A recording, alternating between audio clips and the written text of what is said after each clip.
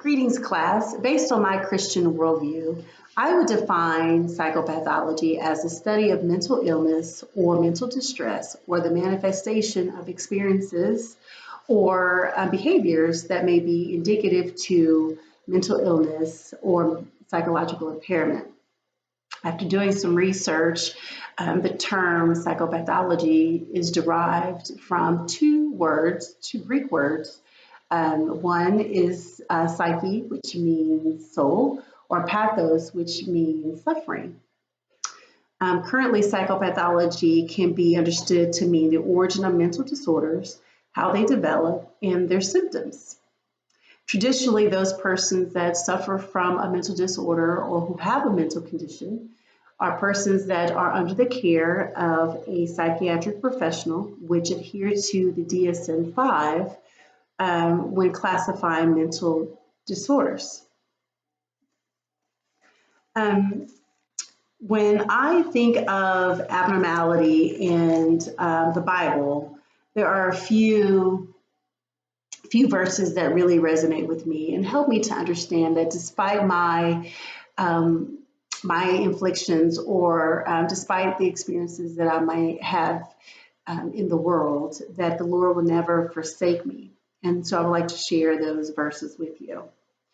Philippians 4, verse 6 through 7 states, and it reminds me to never be anxious about anything, but in everything be prayerful in supplication with thanksgiving. Let your requests be made known to God, and the peace of God, which surpasses all understanding, will guard your hearts and your minds in Christ Jesus. I also want to share with you Psalms 103, verse 3, which also informs us who forgives all your iniquity, who heals all of your diseases.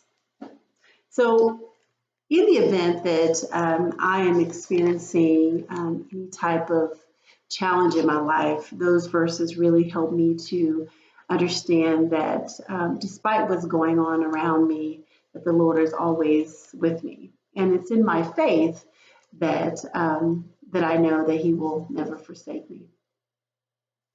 When I think about the secular view of abnormality, I believe that the majority of people, when they think of abnormality, they think of abnormality from the lens of what is currently going on in their own personal lives. Sometimes people speak from a very skewed lens and generally are referencing moments of difficulty or hardship, and that often produce some type of debilitating effect of some sort.